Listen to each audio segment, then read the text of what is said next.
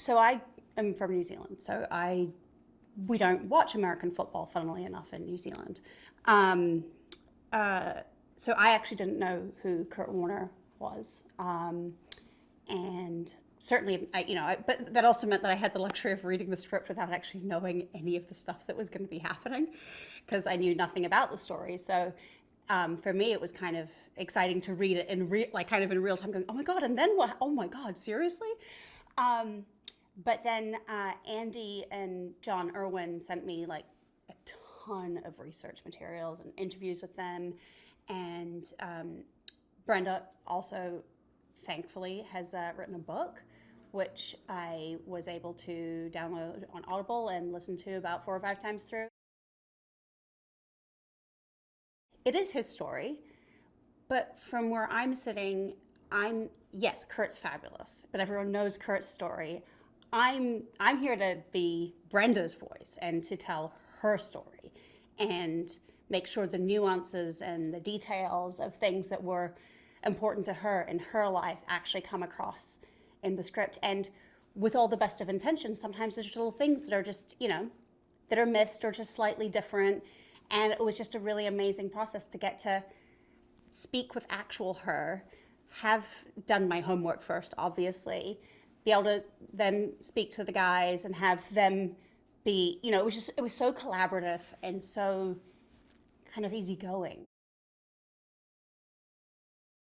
The thing that I think translates the best on film, be it fiction or nonfiction, is honesty and openness.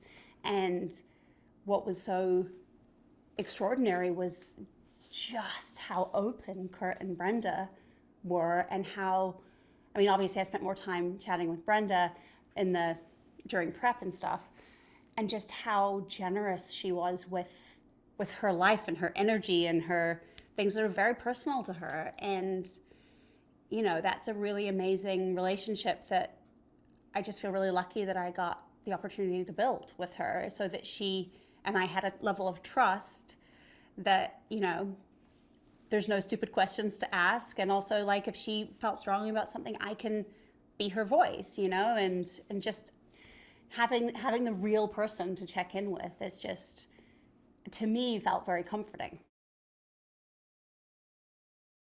She was like, "Well, that looks like a really heavy week this week," or really, I was like, "They're all heavy weeks. Your story's badass," and they're all like, I was like, literally be there for any of it. Like, I have no, like, I don't feel self-conscious if you don't feel weird watching it. I'm like, I'd love to have OG Brenda right there to be like, actually, that little thing, maybe, And Andy was so great at being able to sort of translate, because obviously everything goes through him, because that's to sort of streamline the process. And so it doesn't feel like there's 700 cooks in the kitchen. But I do think that the outcome was, the most honest version of the story that we could possibly have told.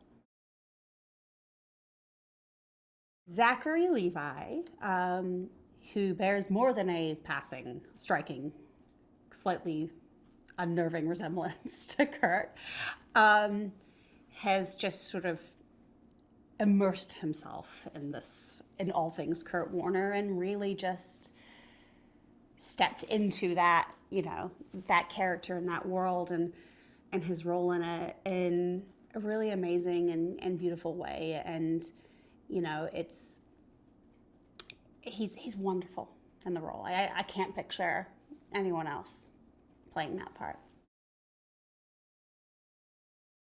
Brenda and Kurt make no sense on paper, is kind of the bottom line. Like, they make absolutely no sense. She's got a whole backstory of trauma regarding her ex-husband, and how that relationship ended, and what happened to her son Zach while they were together. And he's this young, cute college athlete who doesn't sort of really at this point have a care in the world other than just getting to play his football. She's been a Marine. She's had 10 lives by the time she's 25, and he's kind of a fresh slate in a way, but in the way that I think often real love and real romantic, stories work out. It's sometimes the ones that make absolute no sense on paper that are the most enduring and honest and amazing love stories.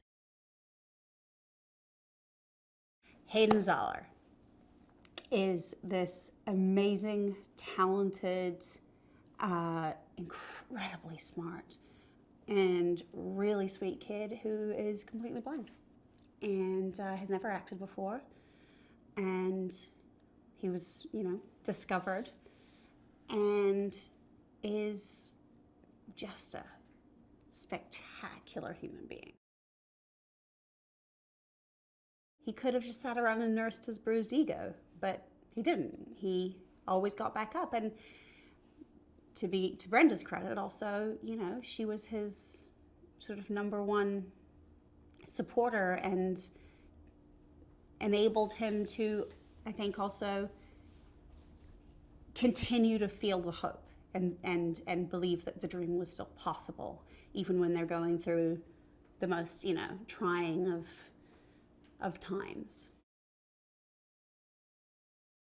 Director teams are not something that you encounter very often. I think it's only the second time I've actually worked with one. And so it's always sort of interesting or sort of curious at first to see sort of what the division of labor is going to be and sort of who steps into which role and kind of how and what that works like. And John is very much the words on the page and the camera and the angles and the sort of technical stuff. And Andy does, not that John never comes in with notes or anything, but Andy does more of the interacting with the actors and the sort of the creative process, if you like. These are trying times for a lot of people in the world, and movies about hope and overcoming adversity and that good things are still possible even after the absolute worst things have happened to you. I just think that's an important story, and it's really, I'm sure it's timely at any point, but it feels particularly poignant right now. It's a film that